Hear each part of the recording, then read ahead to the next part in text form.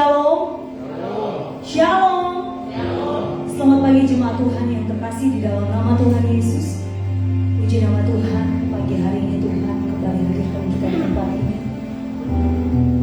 untuk beribadah, memuji dan memuliakan nama Tuhan. Dan seberi waktu sejenak buat kita semua mengambil waktu teduh di hadapan Tuhan.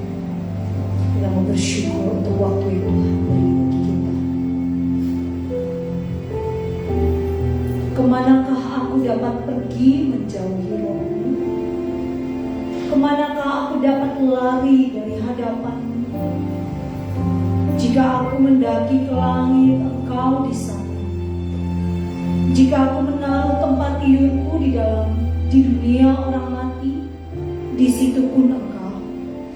Jika aku terbang dengan sayap fajar dan membuat kediaman di ujung laut, juga di sana tanganmu akan menuntun aku, dan tangan kananmu memegang aku.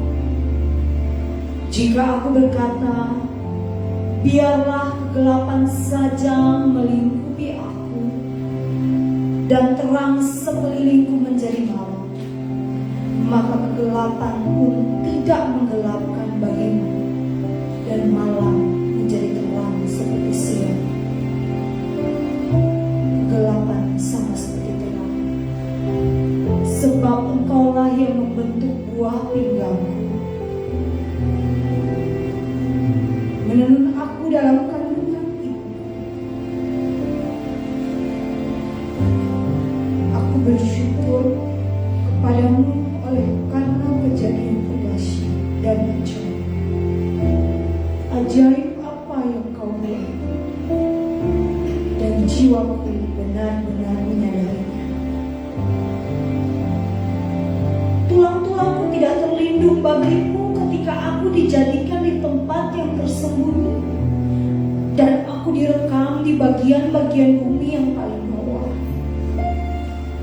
Matamu melihat selagi aku bakal anak, dan dalam kitabmu semuanya tertulis hari-hari yang akan dibentuk sebelum ada satupun dari mereka.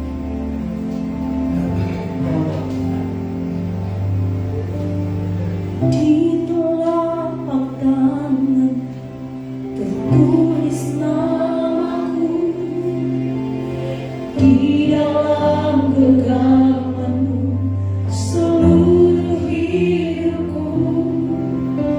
Sungguh banggaku punya Bapa sepertimu.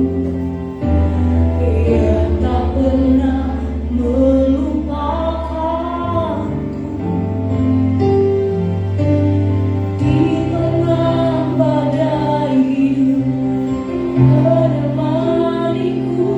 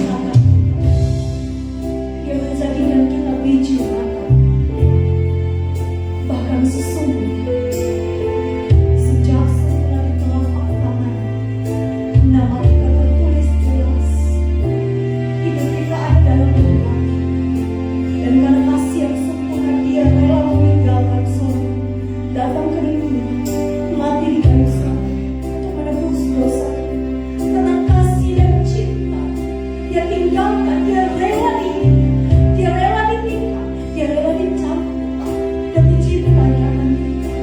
Mari katakan, di telapak tanganmu tertulis namamu, di dalam genggamanmu seluruh hidupku. Sungguh aku punya Bapa sepertimu.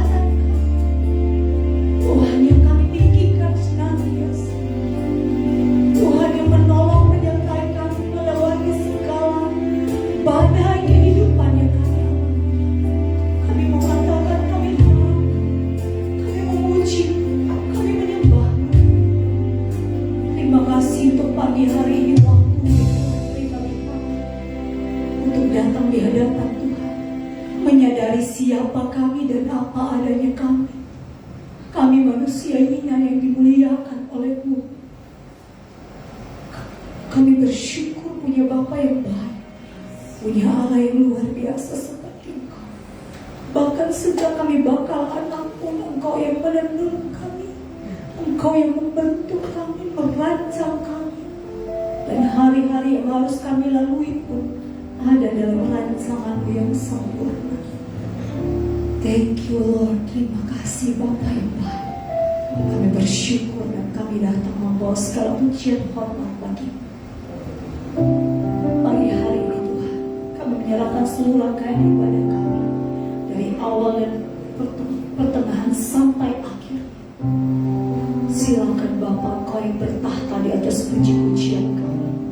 Engkau yang mengendalikan ibadah kami dari awal, pertengahan sampai akhir. Di dalam nama Tuhan Yesus, kami membuka ibadah kami pada pagi hari ini. Di dalam nama Yesus Kristus. Haleluya. Amin. Berikan kemuliaan bagi nama Tuhan. Dia Allah yang dahsyat. Dia Allah yang dahsyat. Amin. Kasih-Nya luar biasa. Amin. Terpujilah nama-Mu Tuhan. Mari memuji Tuhan. Mari menyembah Tuhan. Bersorak kami yang katakan.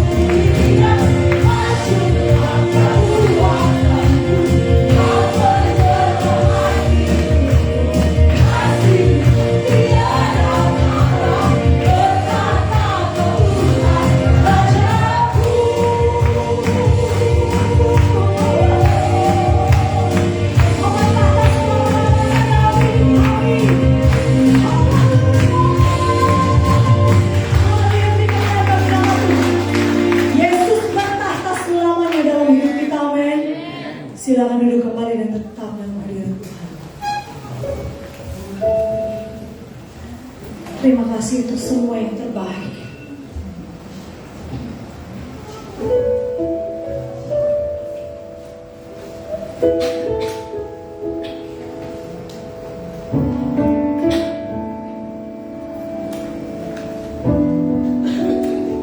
Terima kasih Tuhan untuk semua yang terbaik yang Engkau rencanakan dalam hidup kami. Kami bersyukur dan bangga punya Allah yang penuh cinta dan kasih.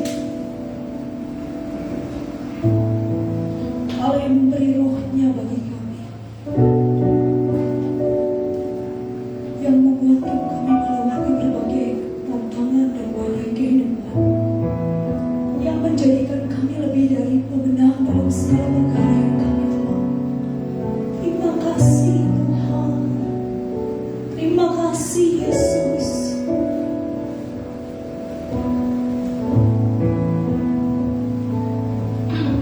Mari sembah Tuhan. Bukan karena kuatku, bukan karena hebatku, tapi oleh Roh-Mu ku ada hari ini.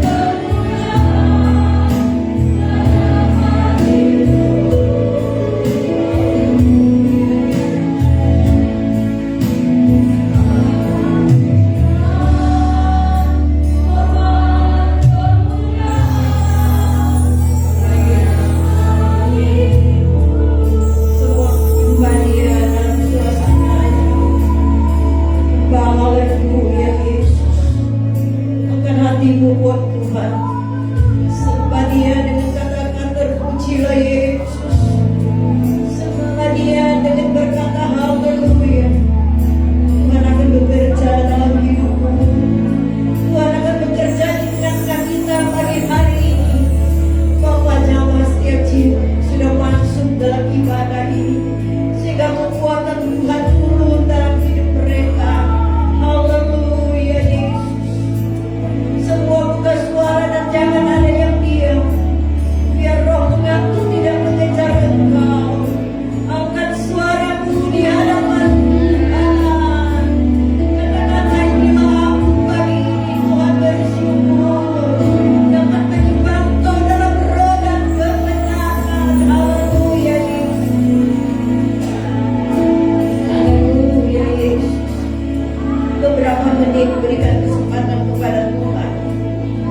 Katakan Tuhan hadirlah dalam hidupku, sehingga aku menjadi jemaat yang diberkati dalam roh, menjadi jemaat yang dipakai oleh Allah, menjadi jemaat yang diperdulikan oleh Tuhan. Haleluya Yesus. Haleluya Yesus.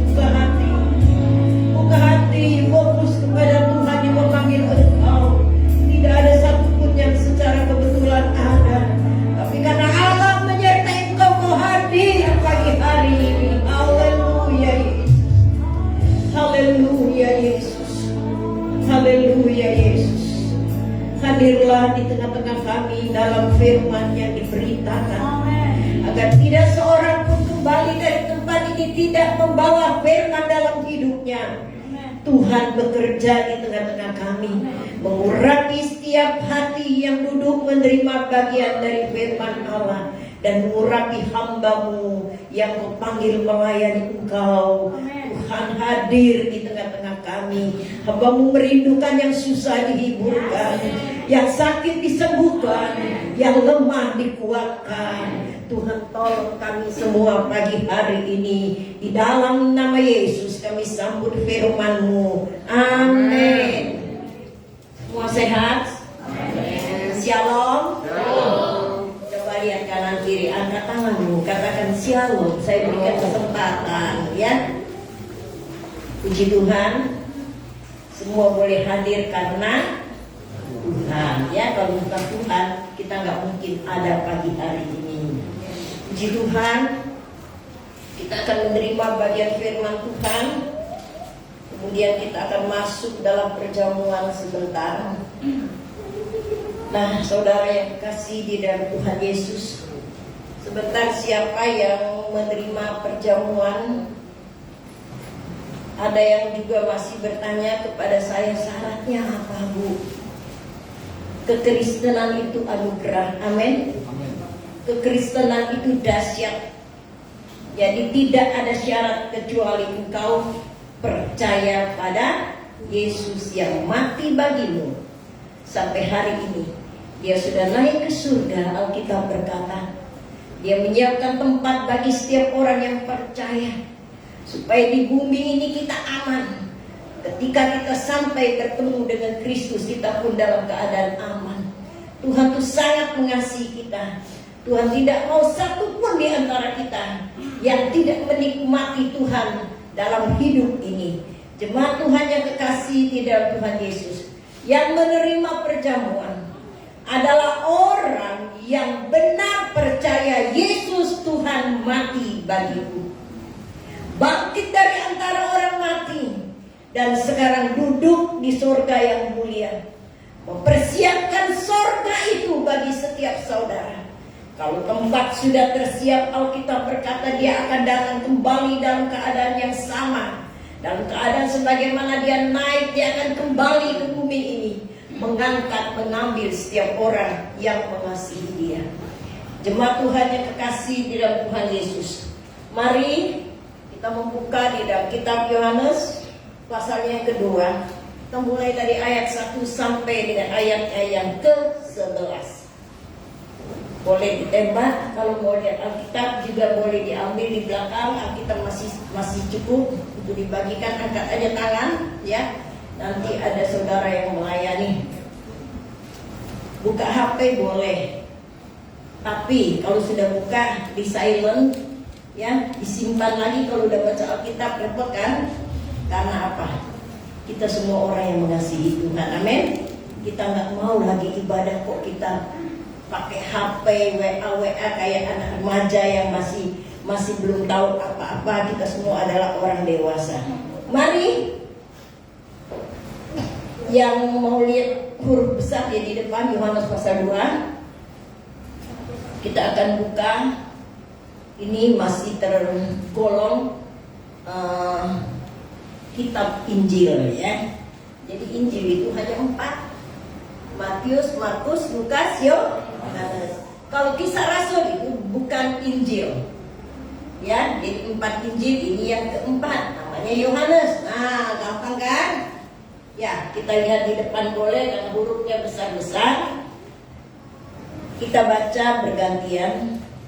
Saya ayat pertama, semua pria ayat kedua, yang merasa wanita ayat 3, dan kembali ke saya dan seterusnya.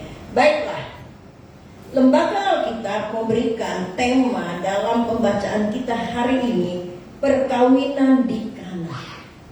Ayat pertama, pada hari ketiga ada perkawinan di Kana yang di Galilea, dan ibu Yesus ada di situ. Yesus dan murid-muridnya diundang ke perkawinan itu. Ketika mereka bermakan anggur, ibu Yesus berkata kepadanya, mereka kehabisan anggur. Ayat yang keempat, kata Yesus kepadanya, mau apakah engkau daripadaku, ibu? Saatku belum tiba. Tetapi ibu Yesus berkata kepada pelayan-pelayan, apa yang dikatakan kepadamu, buatlah itu. Di situ ada 6 tempayan yang disediakan untuk pembasuhan mulut orang Yahudi. Masing-masing isinya 2-3 buyung. Ayat yang ketujuh, Yesus berkata kepada pelayan-pelayan itu, isilah tempayan-tempayan itu penuh dengan air. Dan mereka pun mengisinya sampai penuh. Lalu kata Yesus kepada mereka, sekarang celuplah dan bawalah kepada pemimpin pesta. Lalu mereka pun membawanya. Setelah pemimpin pesta meminum air yang telah menjadi rambut itu, dan dia tidak tahu dari mana datangnya, tetapi pelayan-pelayan yang mencetak air itu mengambilnya. Dia mengambil kepada laki-laki dan berkata, Ayatnya yang ke-10, dan berkata kepadanya, setiap orang menghidangkan anggur yang baik dahulu, dan sesudah orang puas minum, barulah yang kurang baik. Akan tetapi engkau menyimpan anggur yang baik sampai sekarang. Bersama-sama ayat ke-11, laki dan perempuan, 2, 3. Hal itu dibuat Yesus di Kana di Galilea sebagai yang pertama dari tanda-tandanya, dan dengan itu ia telah menyatakan kemuliaannya, dan murid-muridnya percaya kepadanya.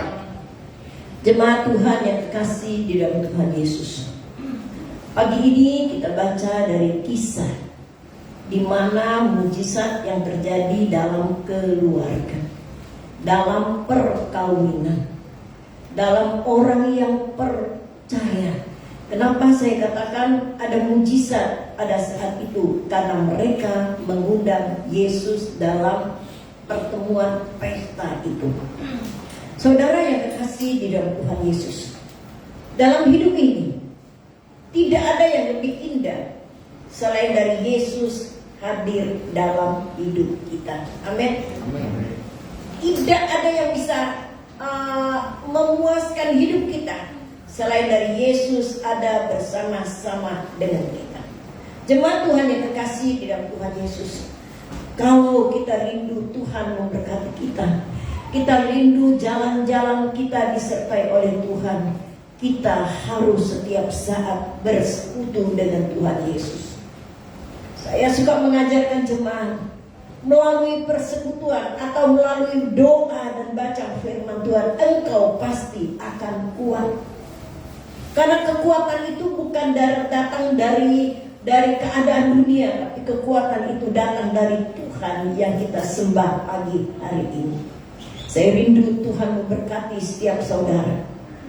Bukan berarti kalau Tuhan ada bersama dengan kita, lalu kita jalan seperti tol mulus kayak gitu. Pasti dalam hidup ini kita mempunyai banyak liku-liku.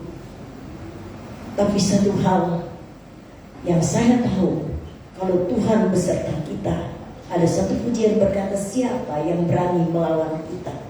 Artinya kalau Tuhan bersama dengan kita, problem seperti apapun beratnya, itu kita akan lihat jalan-jalan yang Tuhan siapkan bagi kita. Amin.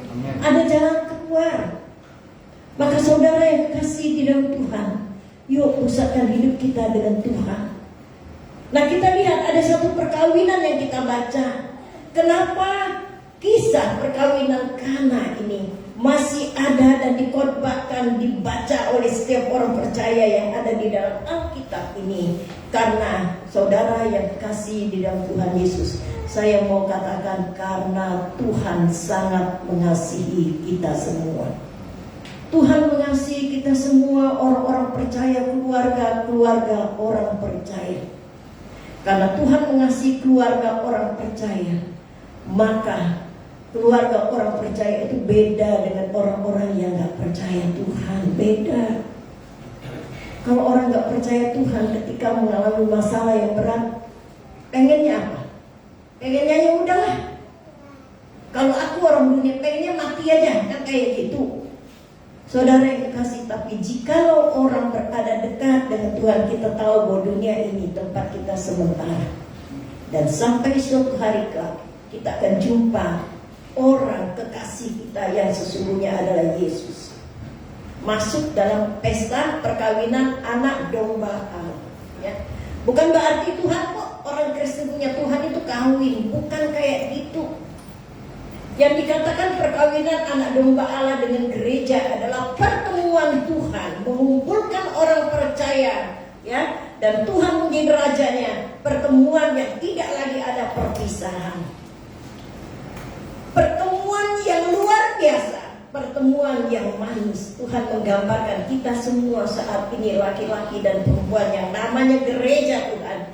Walaupun kita bekerja di tengah-tengah dunia ini, kita berusaha, itu tidak dilarang oleh Tuhan. Yang dilarang orang malas. Ya, orang malas, kita bilang jangan mendapat makanan. Kita boleh berjuang kok. Di tengah-tengah perjuangan kita di dunia ini, kita mempersiapkan diri menanti hari kedatangan Tuhan. Pasti kedatangan itu tidak akan tidak. Alkitab berkata pasti, dan tidak ada Alkitab ayat ajaran Tuhan Yesus yang bohong, enggak ada. Yang gak dipenuhi, enggak ada.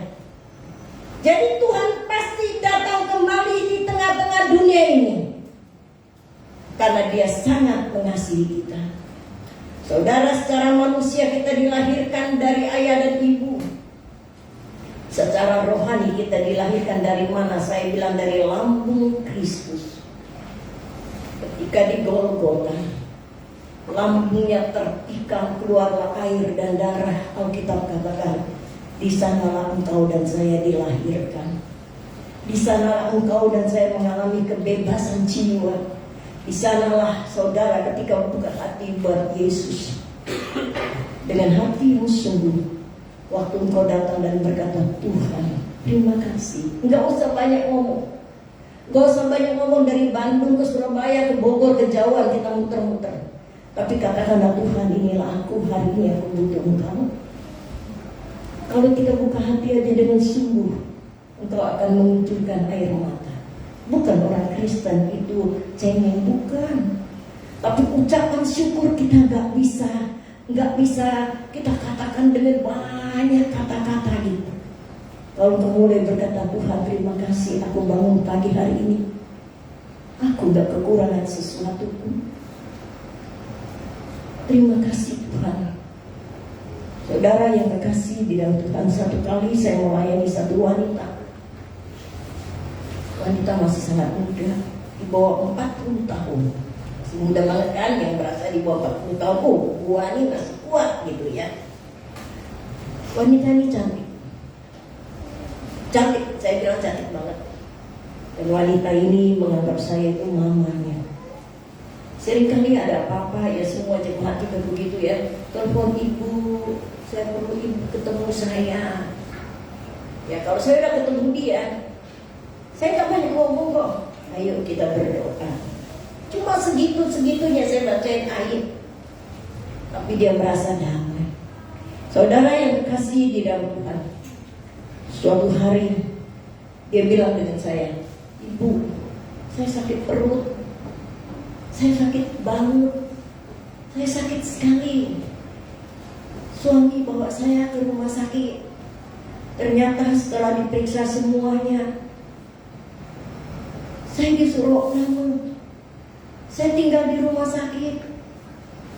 Lalu saya telepon suaminya, sebenarnya istrimu itu sakit apa? Ini suami yang baik.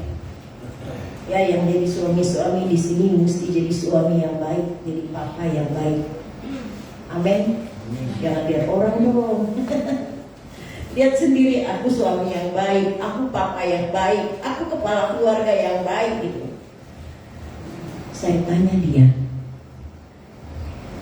sakit apa istri ini? Suaminya diem, gak bisa ngomong. Saya tanya lagi, sakit apa dia? Lalu dia ngomong, saya berat hati ngomong, bu, kenapa? Istri saya itu kena kanker ganas. Wah, jangankan dia, saya yang dengar aja langsung lemes. Kena kanker ganas, kamu udah tahu, udah. Dari hasil semua dia kena kanker ganas. Saya bilang ke dia begini, ini keluarganya, ini rumah tangganya. Benar kau tahu istrimu kena kanker ganas? Iya bu. Dokter suruh angkat. Angkat apa? Angkat rahim. Kaget juga ya, saya dengarnya tuh kaget. Dokter suruh angkat rahim supaya jangan kena semua. Kalau enggak dia punya umur cuma 3 bulan. Wah, saya pikir penyakitnya berat banget gitu ya. Tiba-tiba hadir dalam hidup orang-orang yang masih muda minim, masih produktif lagi. Saya bilang ke dia, ini perkawinannya yang sudah dijamah, yang sudah diberkati oleh Tuhan. Kamu jangan nyesel kalau istrimu seperti ini. Dia diam, dia nggak ngomong. Pada lewat telepon itu saya katakan begini, yuk kita mulai percaya. Kalau kita berkata, kalau imanmu sebesar biji sesawi, pernah lihat biji sesawi nggak? Orang yang pernah ke Israel itu tahu biji sesawi itu segede apa? Kecil banget, ya nggak? Kayak semut kecil itu. Dulu saya pernah bawa tuh. Lama-lama saya nggak tahu kemana. Diambil orang sedikit-sedikit, habis ya. Itu kecil banget. Jadi Tuhan bilang kalau imanmu sekecil itu aja, kamu akan lihat Tuhan yang luar biasa. Saudara yang kekasih di dalam Tuhan, yuk kita koreksi pikiran dan hati kita, hidup kita. Aku beriman dengan Tuhan seperti apa gedenya? Kecilnya seperti apa? Firman Tuhan bilang kalau imanmu sebesar biji sesawi, kau akan memindahkan gunung. Saudara yang kasih di dalam Tuhan Yesus, saya lama lu berpikir tentang biji sesawi dan tentang Tuhan memindahkan gunung itu lama banget, puluhan tahun. Suatu saat Tuhan menghantar saya pergi ke negara Israel. Di sana ada laut yang besar sekali dan dinamakan Laut Merah. Laut itu besar sekali. Lalu yang bawa kami ini dia bisa berbahasa Indonesia, guide-nya itu bisa bahasa Indonesia. Dia cerita, dia bilang begini, Bu, pernah dengarkan di Alkitab? Saya pikir-pikir nih orang, saya iya ada. Apa sih saya tanya gitu? Pernah dengarkan bahwa gunung dipindahkan Tuhan? Ada kok, saya bilang kayak gitu. Nah, dia cerita, Bu, itu gunung tadinya nggak di situ. Oh iya, di mana? Di sebelah sana, katanya gitu. Nah, sekarang dia berubah tempat.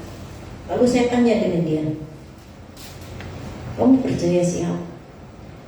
Dia bilang Tuhan saya Allah. Oh berarti guide saya ini Muslim.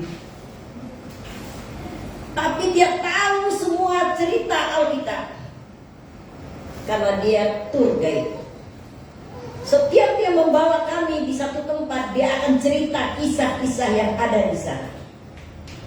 Saudara yang kekasih di dalam Tuhan, mungkin nggak ada orang yang berani, tapi saya berani dengan dia. Saya bilang ini, maaf ya, supaya saya jangan berutang darah. Dia kaget. Berutang darah apa, Bu? Kalau kau gak selamat, saya berutang darah dengan Tuhan. Oh bisa gitu, Bu? Iya.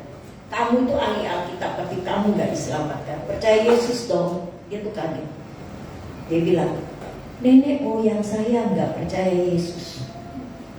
Papa mama saya pun gak percaya Yesus. Saya jadi tour guide ini cuma belajar. Tapi saya gak percaya Yesus. Saudara yang kekasih di dalam Tuhan, saya kaget waktu saya dengar dia ngomong dia gak bisa percaya Yesus karena keturunannya gak percaya Yesus. Ini orang Arab nih ya. Saya bilang dengan dia begini, karena kamu pintar Alkitab, kamu pintar ayat, saya hanya bisa berdoa untukmu. Siapa tahu suatu hari kelak ketika kamu jadi tour guide lagi untuk saya, siapa tahu. Karena saya berangkat ke Israel pun saya nggak pernah rancangkan tahun sekian saya akan berangkat. Ya, banyak teman-teman saya bilang, kapan kamu pergi? Saya nggak pernah ngomong banyak sama mereka. Ya itu urusan Tuhan. Saya nggak pernah rancangkan sampai Tuhan bawa saya ke sana pun saya nggak merancangkan bahwa saya harus pergi ke sini enggak. Siapa tahu suatu hari kelak saya bertemu dengan engkau sudah menjadi milik Yesus. Saya tidak berdoa banyak untukmu, tapi saya mau berdoa biar kamu menjadi milik Yesus. Karena itu sangat berharga. Saudara yang kasih di dalam Tuhan Yesus, saya kembali lagi, Tuhan mengadakan hal yang luar biasa di negeri Kana. Mujizat yang pertama kali terjadi di tempat yang mengalami kekurangan dalam pesta perkawinan. Saudara yang kekasih di dalam Tuhan Yesus, kita lihat Yesus ada di tengah-tengah keluarga yang baru, di rumah tangga yang baru. Saya hanya minta Tuhan beserta dengan seluruh jemaat, keluarga Tuhan sertai, sehingga firman Tuhan, hukum firman ini memberkati setiap orang. Karena saya melihat banyak sekarang keluarga ini, saya katakan apa, salah di hadapan Tuhan. Kenapa salah? Banyak keluarga yang gak tunduk dengan Tuhan, ke gereja tapi gak tunduk dengan Tuhan. Di sini gak ada, di tempat saya pelayanan sana banyak. Kenapa saya bilang banyak? Saya di lingkungan orang yang banyak setiap hari. Banyak ibu datang, yang ngurusin anaknya. Kemarin ada satu bapak datang ngurusin anaknya masih kelas 6 SD, mau ujian sama kelas 2 SD. Saya bilang gini dengan dia, kok setiap kali saya lihat kamu yang antarnya, kamu yang bawa makanan, kamu yang siapin makanan buat anaknya, mana mamanya? Saudara yang kasih di dalam Tuhan, dia mulai cerita karena saya ngomong kayak gini.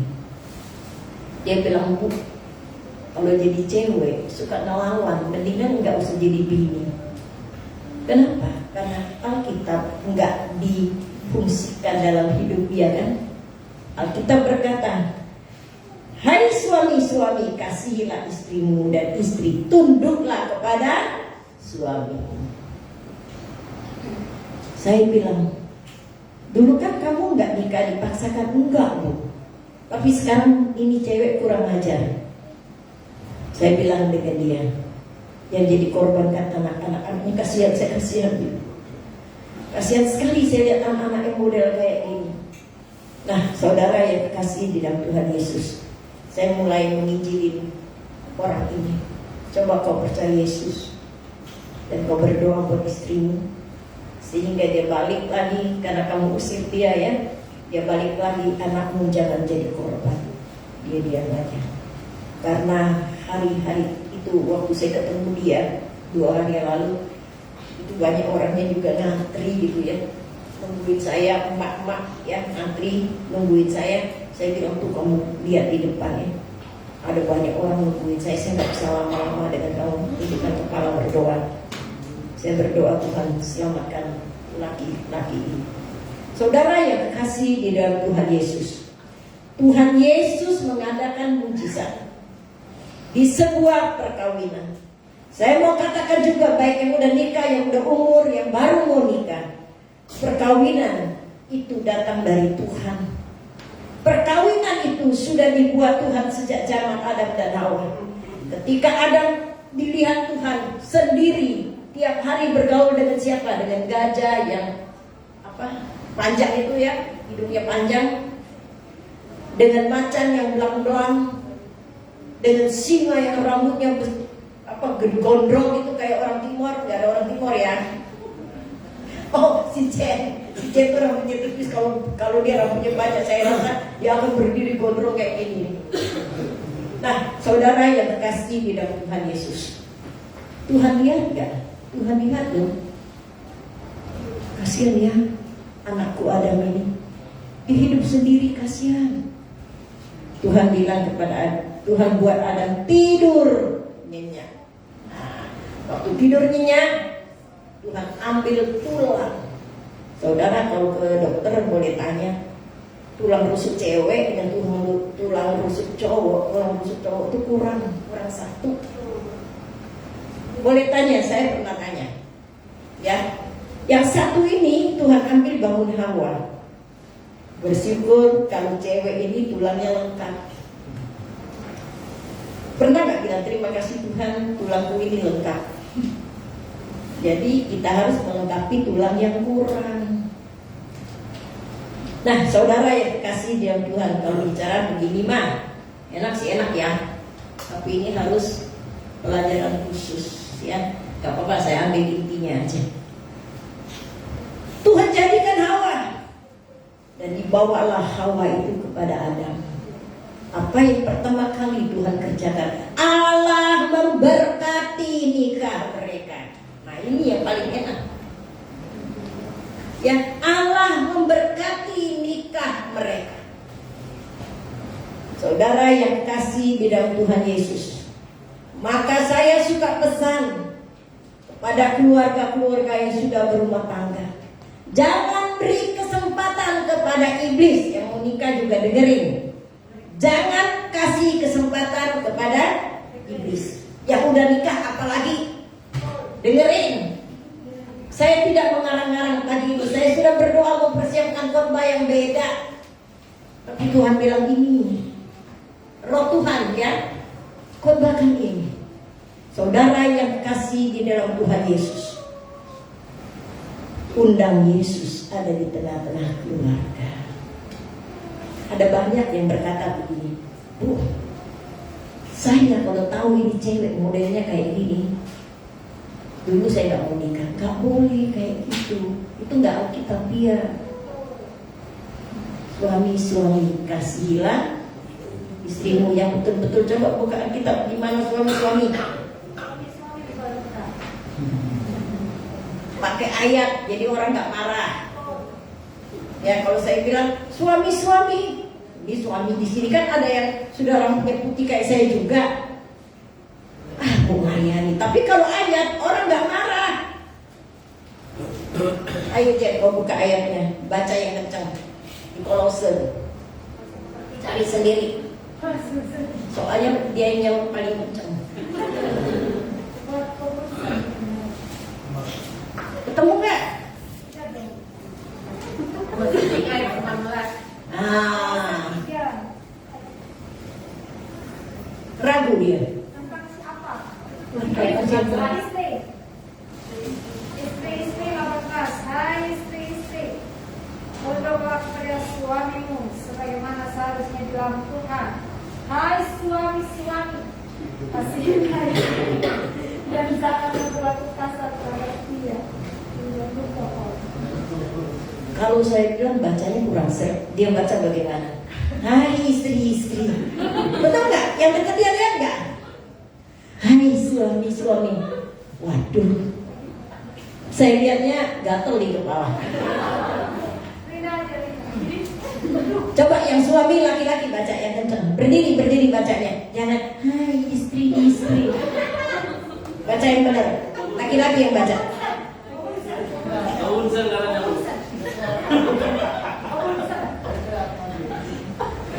Ayo.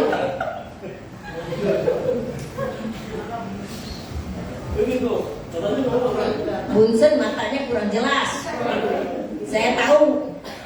Ayo Pak, silakan Ya. Pak. Kolose 3 ayat 18. Ya.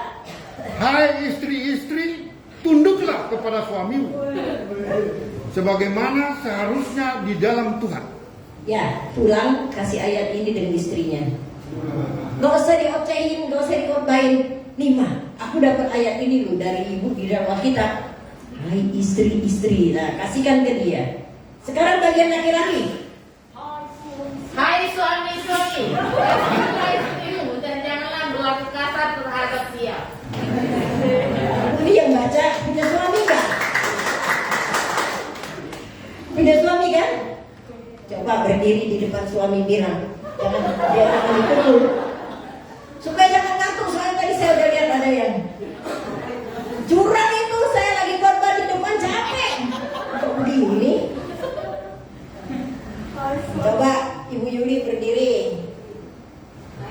Nah, suamimu dekat ya. Nah, semua boleh lihat ya. Supaya jangan ngantuk. Hai suamiku, kasihilah istrimu dan janganlah berlaku kasar terhadapnya. Amin. Amin. Setuju? Gak pernah kasar Bu. Dihalusin aja. Puji Tuhan, dia udah punya cucu tuh, jangan lihat masih muda ya. Nah ini gambaran keluarga yang baik. Anak cucumu akan mencontohi. Ya, saudara yang terkasih di dalam Tuhan, masih ada yang mau? Ya, kalau bisa wanita, ibu-ibu deh.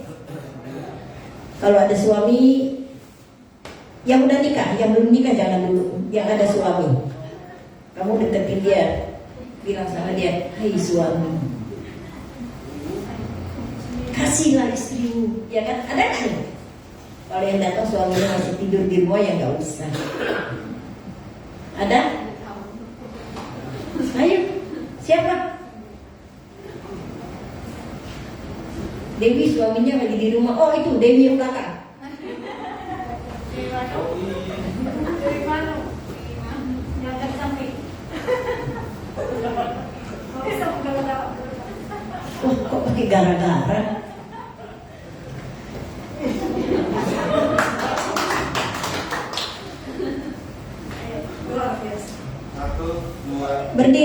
Berdiri ya.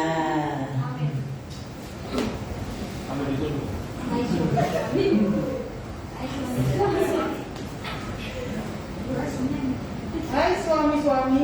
Suamimu yang mana aja? Ya. Hai suamiku. Kasihilah aku dan janganlah berlaku kasar terhadapku. Pernah mukul dia, Wil? Ini orang timur yang lembut. Ya ini orang timur yang lembut. Kalau saya suka ngobrol sama dia, jawabnya begini. Ini lembut dia. Jadi nggak semua orang timur, orang Ambon tuh kasar. Tapi ada juga ya. Mau apa kau? Begitu ya nggak? Ada. Tapi saya harap nggak ada suami yang berkata seperti itu dengan istrinya di sini.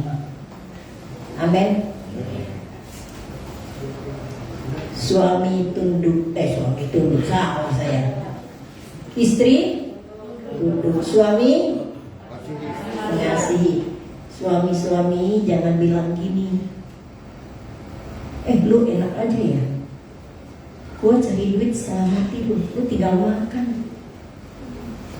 Pulang anak masih belum dimandiin, Nggak boleh, kenapa? Kerjasama.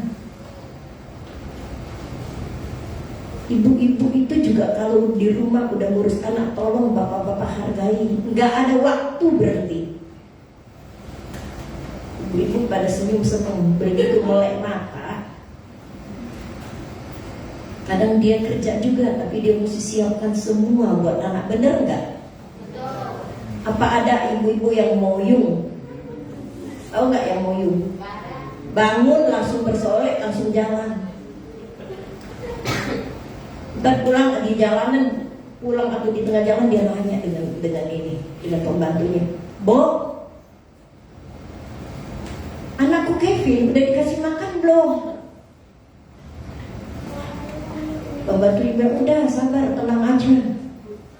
Padahal makanannya dimakan Bo itu. Ada nggak yang begitu banyak? Nah, tanggung jawab tuh. Suami tanggung jawab, istri juga tanggung jawab. Ada keluarga yang minta saya berdoa itu kerja di Sinar Mas. Tahu saya kedudukannya apa, cuma kayaknya lumayan. 5 tahun yang lalu, "Bu, saya nggak punya anak, tolong doakan." Ya udah, saya aja dia berdoa. Saya lupa suatu hari dia datang bawa anak ganteng banget, umur 5 tahun. Saya tanya, "Siapa itu?" "Ini loh anak yang didoakan dulu, Bu. Sekarang saya datang lagi minta doa lagi. Doa untuk apa? Biar anak saya pintar." Kamulah yang berdoa dengan Tuhan. Saudara yang kasih di dalam Tuhan, Tuhan Yesus hadir di kota Kana, di keluarga, di rumah tangga yang mengalami pernikahan saat itu. Ada rasa khawatir saya sebagai manusia. Yang saya katakan tadi, anak muda ini manggil saya mama, tapi sekarang dia harus angkat rahim. Saya ngomong, saya takut, dia lemah, dia jadi ketakutan. Maka saya bilang dengan suaminya, "Kamu tahu, kamu alami hal yang sangat berat. Dana nggak sedikit. Itu pasti pakai dana yang namanya ratusan juta. Tapi saya mau bilang dengan kamu, kamu harus tanggung jawab dengan Tuhan. Kamu nggak boleh ngeluh, tapi kamu harus banyak berdoa. Tunduk dengan Tuhan, bukan dengan istri. Sampai kamu lihat akhir cerita kayak apa, nanti saya nggak bisa ngomong. Tapi saya ada di belakang kamu dua. Bukan karena dia manggil saya mama, tapi karena mereka termasuk jemaat pelayanan saya. Berbulan-bulan loh.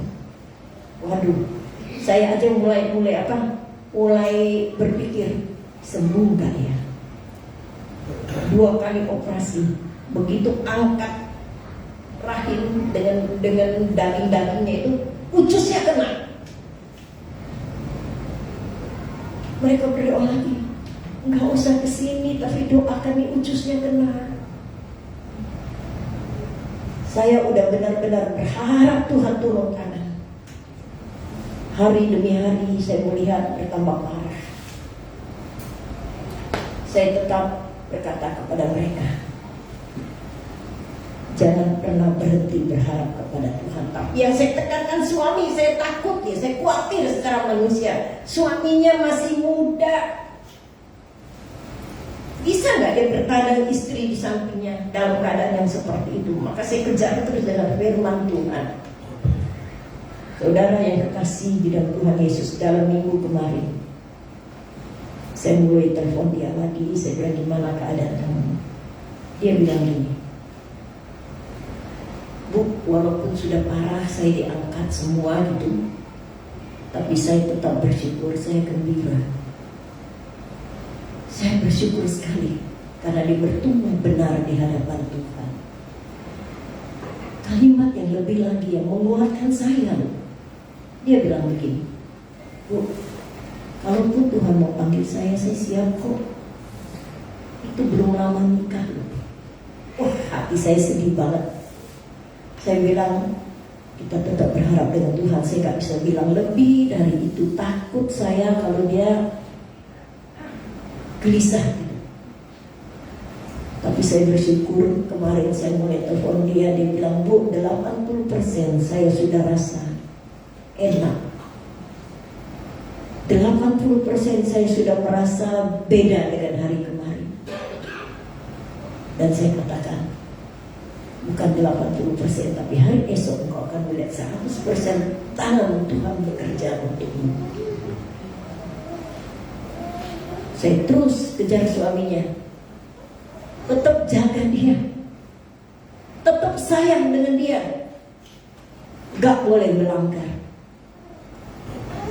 Karena apa yang disatukan Tuhan tidak lagi dua, tapi satu. Dua orang dalam sebuah pernikahan bukan lagi dua, tapi satu. Saya tetap percaya bahwa Tuhan menjaga mereka, dan sampai hari ini mereka terpelihara. Saudara yang kasih di dalam Tuhan, Tuhan akan mengadakan mujizat dalam setiap hidup saudara. Baik yang masih ada suami atau istri atau hanya istri. Tapi Alkitab berkata bahwa Tuhan mengasihi para janda. Amin. Ini gak ada janda nih. Jadi gak ada yang bilang amin gitu ya. Tuhan mengasihi para yatim. Tuhan mengasihi kita semua. Mujizat pasti terjadi selama Tuhan memberi kita hidup. Selama Tuhan beri kita hidup tuh mujizat pasti ada. Tergantung dari hatimu sebagai jemaat Tuhan, setia enggak? Matius 25 ayat yang ke-13 berkata, waktu Tuhan datang, Tuhan menantikan orang yang setia. Amin. Yang setia itu yang diangkat. Saudara yang kekasih di dalam Tuhan, kita baca tadi dari ayat 1 sampai 11. Kalau Tuhan tidak mengadakan air menjadi anggur, itu parah banget. Karena pernikahan orang luar beda dengan orang Indonesia. Kalau kita nggak usah anggur deh, air aqua gelas aja kita datang ke pesta nggak seneng ya. Tapi kalau di sana memang anggur. Jadi kita lihat, kalau mereka datang tuh tempatnya itu nggak dekat. Misalnya nih saya diundang nih dalam pesta itu jalannya naik gunung batu ya, berbukit-bukit gitu, jalan mereka itu dari satu tempat ke satu tempat tuh berbukit-bukit. Maka sana nggak ada motor ya, saya belum pernah lihat motor di sana. Jadi jalannya tuh nggak deket, nggak gampang. Orang mau jalan dari satu tempat ke satu tempat itu, kalau orang tua kayaknya kurang sanggup deh jalan. Karena jalannya cukup bikin ngos-ngosan gitu ya. Nah, saudara yang kekasih di dalam Tuhan, ini yang datang dalam pesta perkawinan ini orang jauh-jauh loh, keluarga yang jauh-jauh itu cuma bisa bertemu tuh waktu hari pernikahan. Mari kita pikirkan, waktu anggur habis, ini masalah yang paling besar. Biasa pernikahan yang kayak gini, yang di negeri Kana ini, mereka tuh ada tim. Ada timnya, tim konsumsi gitu ya, ada timnya. Kalau Tuhan tidak mengadakan mujizat besar ini, tim dari konsumsi mereka pun nggak dibayar. Kok kamu nggak bisa hitung? Wah, pasti terjadi ribut. Kamu korupsi ya? Minumannya nggak cukup loh, karena mereka sudah hitung. Yang datang tuh minum sebanyak apapun itu nggak pernah boleh habis gitu. Nah, saudara yang kekasih di dalam Tuhan, masalah nggak? Masalah berat. Tim lah, bukan satu orang aja, satu tim kena nggak akan dibayar. Tuhan melihat situasi. apa yang membuat Yesus saat itu mengadakan mujizat? Pertama, karena Mama atau Maria ada di situ. Karena Maria orang yang mengasihi Tuhan. Tuhan bilang, Maria kamu lahir ya. Ya, dia lahir. Maria kau melayani ya. Ya, dia melayani. Tuhan melihat hati. Saudara yang dikasih di dalam Tuhan Yesus, nanti kalau ada yang mau tanya lebih jauh lagi, ya mungkin ada yang baru percaya hari-hari ini, bilang, kok Tuhannya orang Kristen itu mati di salib? Ya, saya akan jawab ya. Karena Allah yang jadi manusia. Pada masa awal dia dalam keadaan roh. Roh itu gak bisa dipegang. Roh itu gak bisa jamah orang. Maka dia harus jadi sama seperti manusia supaya bisa disalib. Karena jadi sama dengan manusia, dia juga harus melewati kelahiran. Walaupun kelahiran dari Yesus ini bukan benih manusia, benihnya Roh Kudus. Dia harus jadi manusia. Dia harus naik ke kayu salib di Kalvari. Darahnya mengalir buat menebus dosa manusia. Kemudian dia dikuburkan sama seperti manusia. Dia bangkit dari antara orang mati. Dan sekarang dia menyiapkan tempat bagi kita. Alkitab bilang dia akan kembali dalam keadaan yang sama. Kalau saya berbicara tentang ini, saya tidak mengajarkan bahwa kekristenan harus ada 3 hari, 7 hari, 40 hari gitu. Bukan seperti itu. Beda kepercayaan yang lain dengan Kristus. Kristus memang 3 hari dalam kubur, tapi saudara harus tahu, dia tidak terbujur kaku di dalam kubur selama 3 hari. Mau ngapain? Kok Tuhan terbujur kaku di sana? Alkitab berkata, selama 3 hari ia pergi ke dunia orang mati. Di sana dia membawa orang-orang mati sejak zaman Adam sampai zaman Yesus yang berada di Firdaus, yang tidak bisa dimasukin oleh orang-orang yang masih hidup seperti kita. Dia bawa ini Firdaus ke langit yang ketiga. Maka Rasul Paulus berkata, di belakang langit yang ketiga disimpanlah orang-orang percaya di sana sampai waktu Yesus datang kembali kali yang kedua. Sangkakala Allah berbunyi, kubur-kubur itu akan terpecah dan orang-orang mati akan turun kebangkitan yang pertama. Ya, kalau ada kematian mau bikin ucapan syukur atau berdoa buat keluarga yang ditinggalkan nggak masalah. Ya, kita hanya berdoa untuk yang ditinggalkan ya, tapi bukan berarti kita harus 3 hari, 7 hari, 40 hari, enggak kayak gitu. Kita beda. Kita lihat Tuhan Yesus hadir di kanan memberkati, dan saya percaya sampai hari ini berkat Tuhan gak pernah berhenti bagi orang yang mengasihi Dia. Amin. Kita tundukkan kepala, kita siapkan hati kita untuk menerima bagian perjamuan kudus. Waktu kau terima roti dan anggur,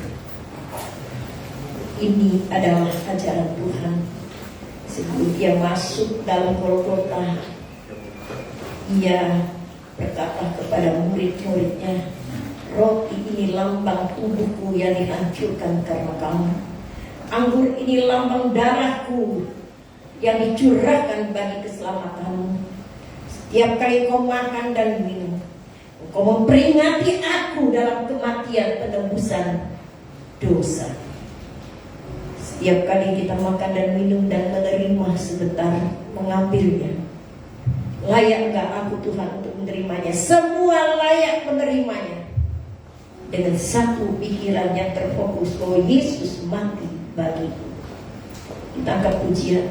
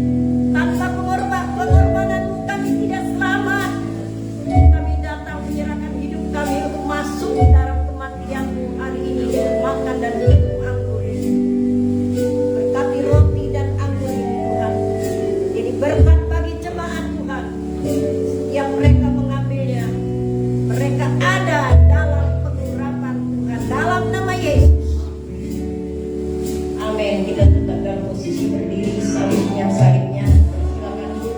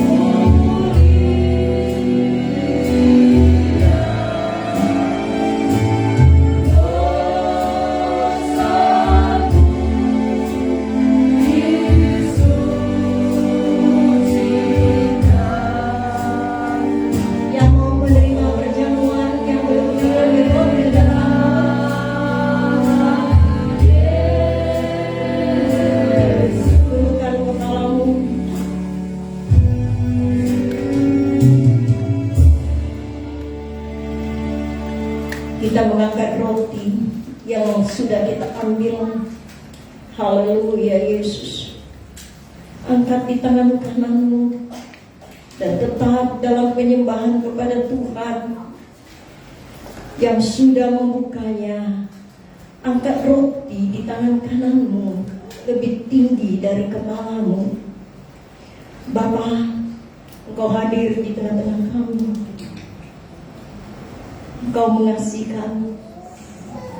Engkau masih memberikan kami kesempatan untuk menerima roti sebagai tanda kami memperingati Engkau pernah tercabik-cabik di Golgota karena kami. Tubuhmu hancur karena aku. Amin. Mereka mengangkat tangan mereka. Berkati mereka Tuhan sebelum memakan roti dan anggur ini. Karena roti dan anggur ini melambangkan darah-Mu yang tercurah bagi kami di Golgota. Bagi keselamatan kami yang tidak bisa dikerjakan oleh dunia ini. Dengarkan firman Tuhan. Lalu Yesus mengambil roti, mengucap syukur, memecah-mecahkannya dan memberikannya kepada mereka, katanya, inilah tubuhku yang diserahkan bagi kamu. Perbuatlah untuk menjadi peringatan akan kematian Yesus. Di dalam nama Tuhan Yesus kita makan bersama-sama.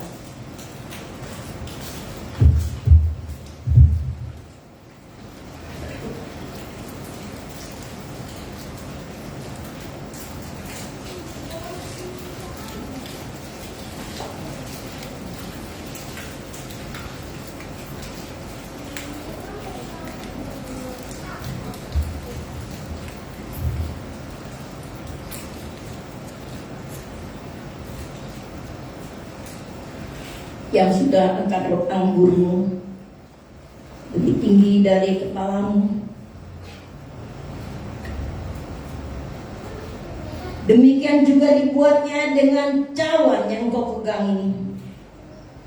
Sesudah makan, Yesus berkata, cawan ini adalah perjanjian baru oleh darahku yang ditumpahkan di Golgota bagi keselamatanmu. Mari kita minum bersama-sama dalam nama Yesus.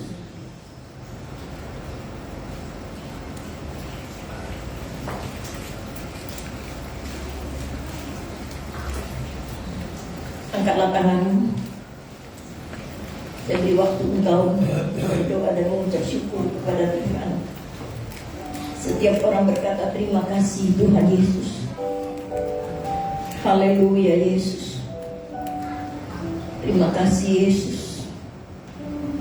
Haleluya Yesus. Keluarkan suaramu untuk mengucap syukur. Nanti Ibu Yuli berdoa mewakili kita di hadapan Tuhan.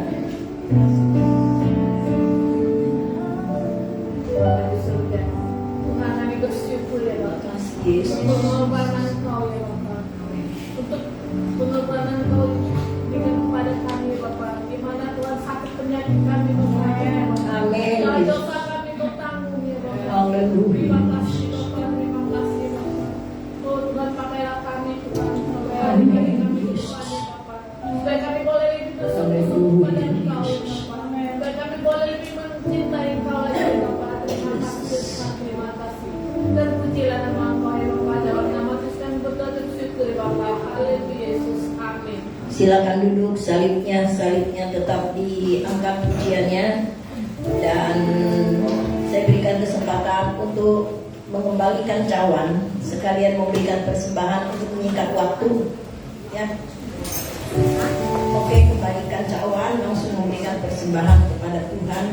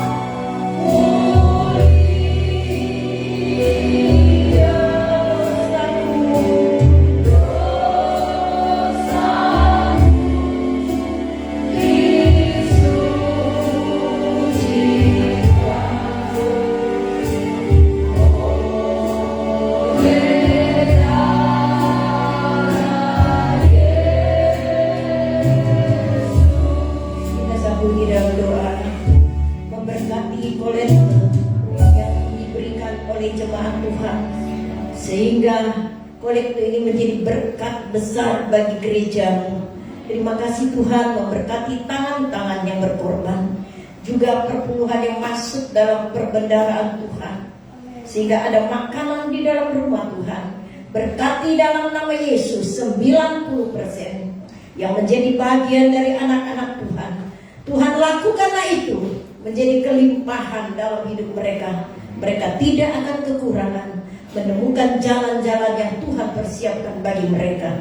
Berkati mereka semua yang hadir pagi hari ini di dalam nama Tuhan Yesus.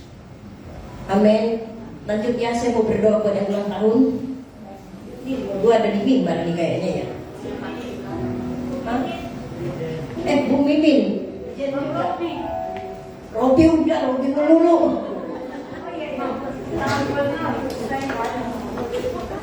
Ada lagi?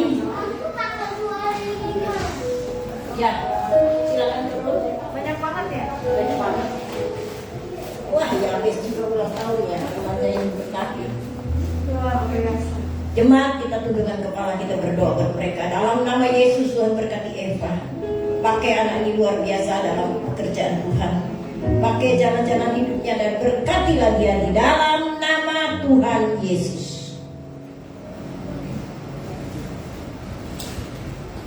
Turunkan berkat-Mu atas Ibu Cindy. Tuhanlah yang menjadi kepalanya. Tidak akan kekurangan ia, karena Tuhan baik menyertai jalan hidupnya. Rohnya Tuhan kuatkan, umurnya Tuhan perpanjangkan untuk dapat melayani Tuhan. Tuhan berkati dia untuk memberkati anaknya. Dalam nama Tuhan Yesus, terima berkat Tuhan. Amin. Tanganmu ulurkan untuk memberkati anak remaja ini Yabes, sehingga dia menjadi orang yang berguna buat kerajaan Tuhan. Terimalah berkat Tuhan yang menyertai langkah-langkah remajamu, dan dari dalam hidupmu engkau bisa menjadi saksi bagi banyak orang. Terimalah berkat Tuhan dalam nama Yesus. Amin. Terimalah berkat Tuhan buatmu Ibu Mimi, sehingga hidupmu menjadi berkat yang besar di tengah-tengah keluarga, di tengah-tengah gereja. Menjadi berkat bagi suami, bagi anak, menantu, dan cucu. Terimalah berkat Tuhan yang menyertai engkau, dan engkau tidak akan kekurangan dalam nama Yesus. Memberkati hambamu Yana Delio dengan berkat kekuatan dari Tuhan, berkat ekonomi, berkat urapan dalam pelayanan. Tuhan mempertambahkan usia kepadanya, dan Tuhan pakai usia itu untuk kemuliaan nama Tuhan. Terimalah berkat Tuhan dalam nama Tuhan Yesus. Amin. Berita mimbar seperti biasa, kita akan beribadah jam 8 pagi ya. Jadi jangan telat lagi. Tuhan memberkati yang hadir pada tepat waktunya. Dan hari Jumat kita udah mulai ada doa jam 7. Bagi jemaat yang seharusnya harus datang, yang bisa berdoa, kita doa bersama-sama, lebih enak, lebih nyaman gitu ya. Ya, baiklah. Kalau doa minggu kemarin dipimpin sama Neti, Jumat besok dipimpin oleh Rina. Mana Rina? Dipimpin Rina ya. Jadi kalau ada tugas-tugas di luar, ingat saya mau kerjakan doa dulu gitu ya. Nah, bagi saudara semua, hari ini ada jemaat yang dari luar yang jauh gitu ya. Silakan silakan berdiri ya. Dua-duanya boleh. Kita sambut mereka dengan kita bertepuk tangan. Nah, silakan duduk lagi. Nah, kalau minggu-minggu besok kalian gak lihat mereka, jangan bilang, kok itu orang datangnya seminggu sekali ya. Mereka tanggal 8 juga sudah kembali lagi ke negara lain gitu, ke daerah lain untuk bekerja, bukan daerah negara. Jadi kita doakan biar mereka di sana juga dipelihara Tuhan dan tetap menjadi jemaat yang baik, yang setia kepada Tuhan. Tapi saya yakin kalau dia ada di Indonesia, dia pasti beribadah bersama-sama dengan kita. Mari kita akhiri ibadah kita hari ini dengan kita bangkit berdiri. Bapa Surgawi, kami naikkan ucapan syukur di hadapan-Mu, karena Tuhan sudah menyertai ibadah kami dari awal sampai pada akhirnya. Berkati jemaat yang hadir hari ini, yang sudah menyanyi buat Tuhan, yang sudah menerima bagian dari firman Tuhan, yang sudah menerima perjamuan, sehingga ibadah kami tidak lalu begitu aja dari kami di sepanjang minggu-minggu yang akan datang, tapi termaterai kami di hadapan-Mu. Kamilah jemaat yang diberkati.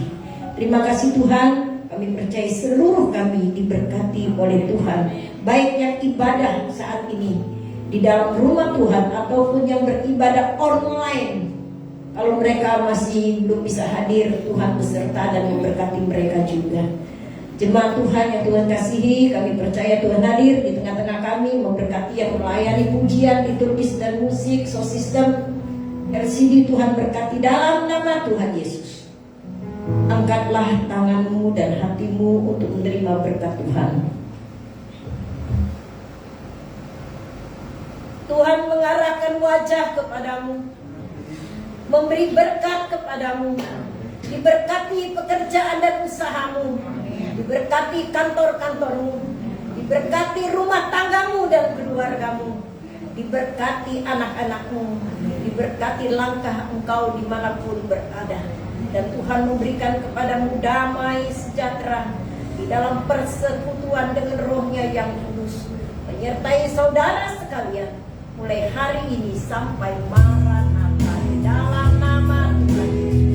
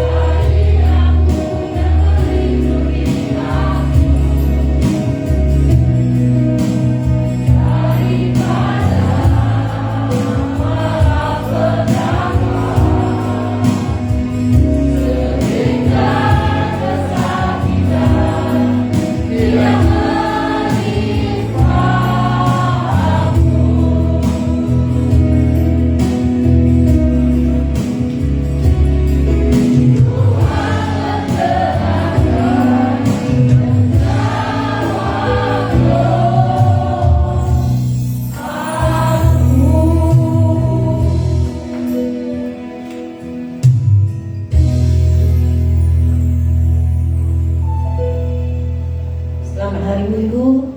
Tuhan Yesus memberkati kita semua ya. Kita boleh memberikan